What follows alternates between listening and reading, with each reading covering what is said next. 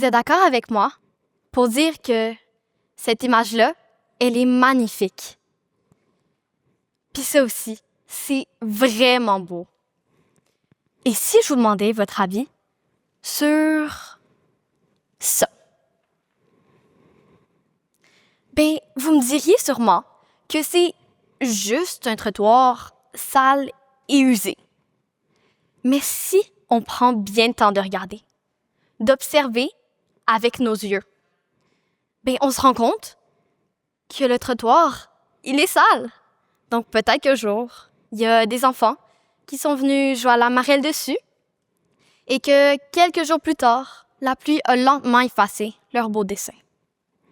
Et si on plonge encore plus loin dans notre réflexion, ben, on se dit qu'il doit y avoir vraiment, mais vraiment beaucoup de personnes qui ont marché sur ce tout petit bout de béton-là. Mais ces gens-là, c'était qui? C'était quoi leur histoire?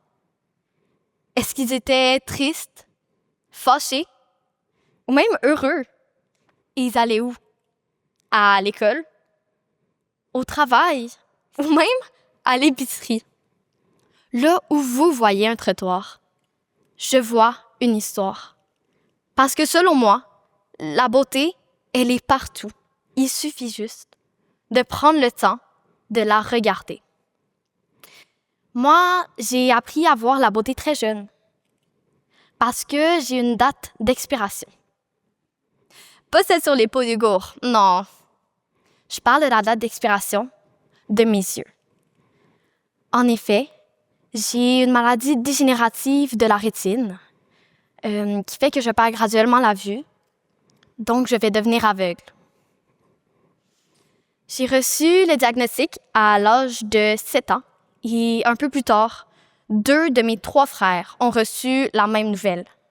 Donc, le choc que mes parents ont vécu les a rapidement mis en mode solution. Ils ont cherché des moyens pour nous préparer à ce qui s'en venait.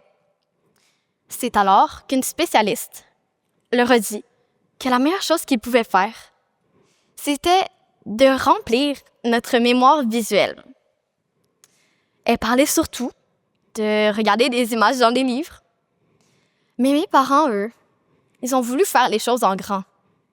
Ils ont décidé de faire un tour du monde pour remplir nos yeux de toute sa beauté.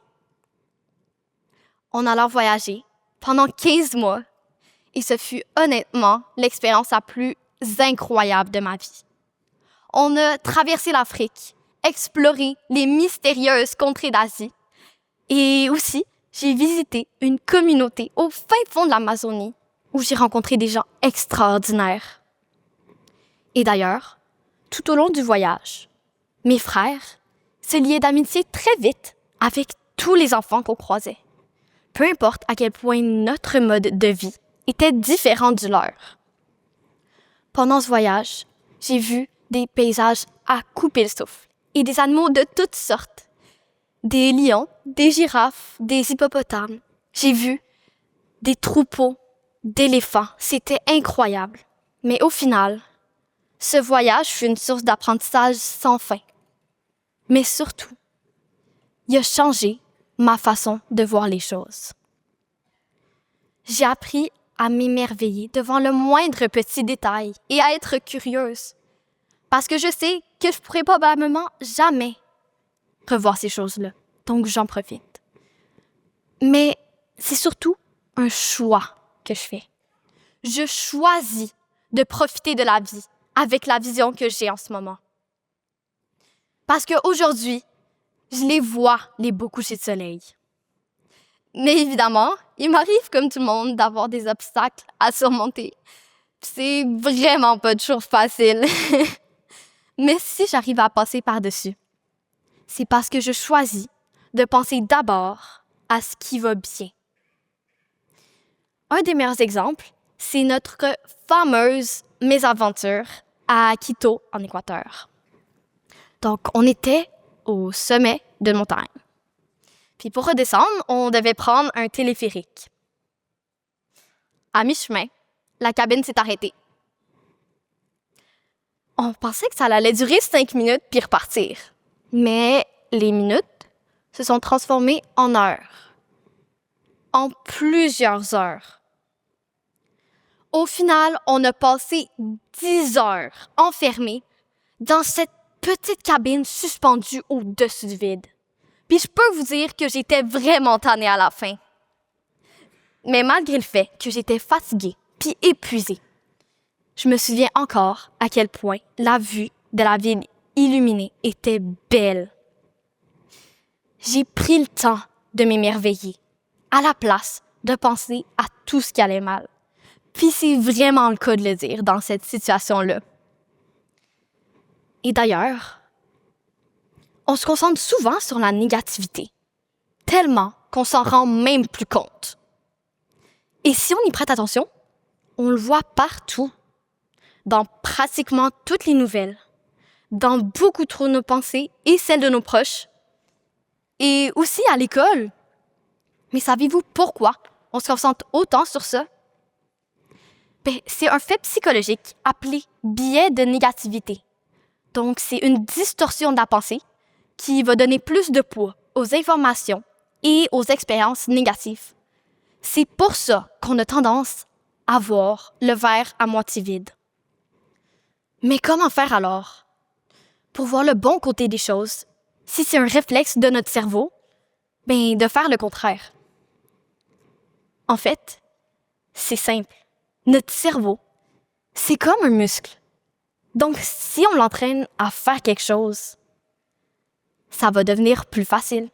Il faut donc s'exercer à voir la beauté. Parce que, en vrai, c'est pas ce que l'on voit, mais comment on regarde. Et si chacun s'entraînait à voir la beauté, je suis curieuse de voir qu'est-ce que ça changerait dans notre façon d'apprendre, de se sentir dans notre classe, dans notre école ou dans notre société. Et je sais pas si un jour ça va s'enseigner à l'école. Mais en attendant, j'aimerais vous donner un devoir. La plupart des enfants, ils mettent des roches dans leur poche. Mais s'ils le font, c'est parce qu'ils prennent le temps de les observer et de voir leur beauté. Malheureusement, en grandissant, on oublie un peu cette faculté-là. Est-ce que vous vous souvenez, vous, quand vous mettiez des roches dans vos poches? Que la réponse soit oui ou non.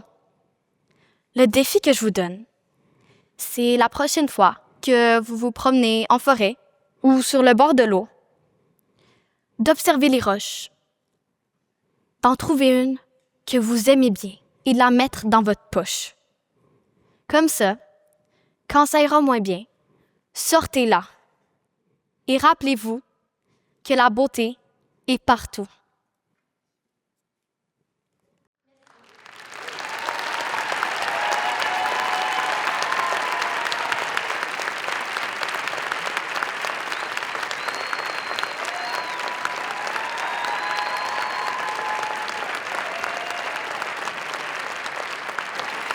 J'ai envie ce soir d'ajouter une image à ma collection d'images.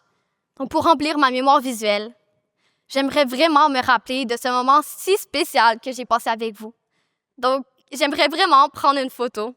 Est-ce que vous êtes d'accord? Merci. OK.